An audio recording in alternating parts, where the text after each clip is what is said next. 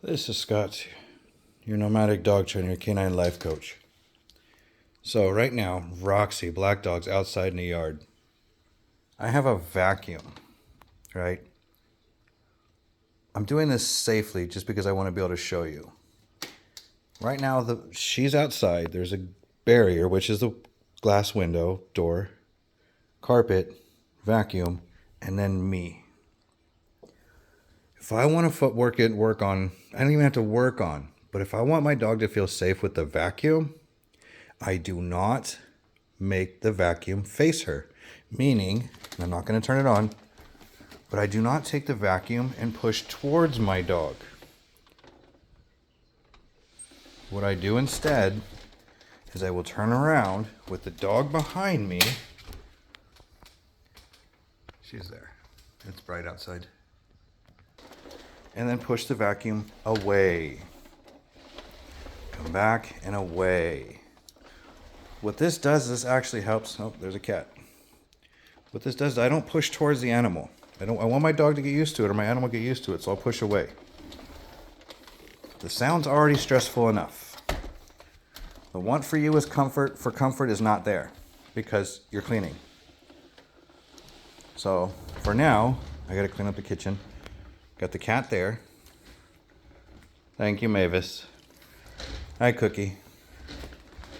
So, I want to go clean the kitchen. So I'm going to turn the vacuum on. So, the vacuum's coming on in 3, 2, 1. And I'll try and find out where the cats are. So, the vacuum's going on. I'll try it again. This time I'll do it on the count of 3. 1, 2, 3.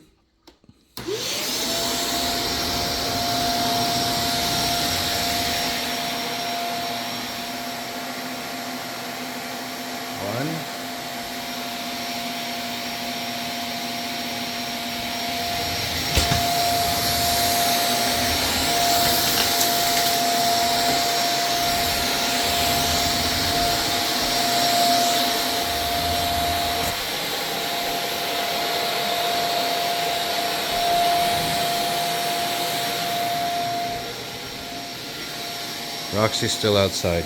And I just got caught up in all my stuff.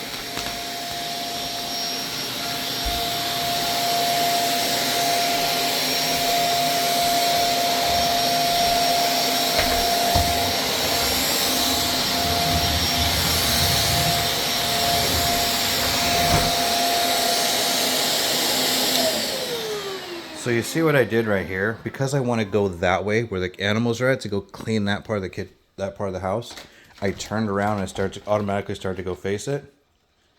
I turn it off.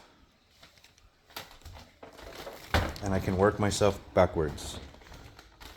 And yes, the cats are fully aware.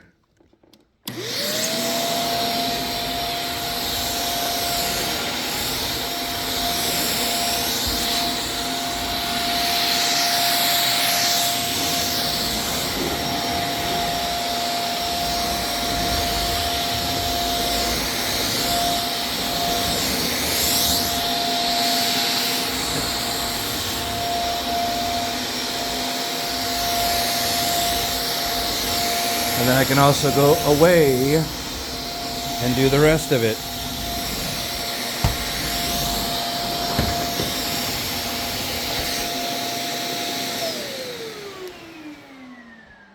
So now I'm say I did the rest of the house, right? And the cat's still where I need it to be at.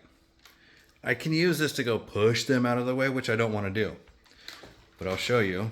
And this is not as easy when you're doing it with one hand. As you can tell, I'm trying to... So if I have to get under the table, of course you prepare. You do certain little behavior patterns. You move the chairs out of the way so you get a clear area, right? Hi, Mavis. Acknowledge the cat. You're aware of what's happening. You good, Mavis?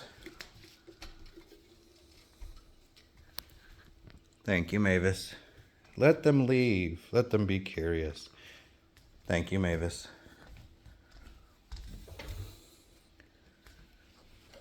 You watching the dogs and the vacuum? So then again, cat behind me, vacuum in front of me. 1, 2, 3.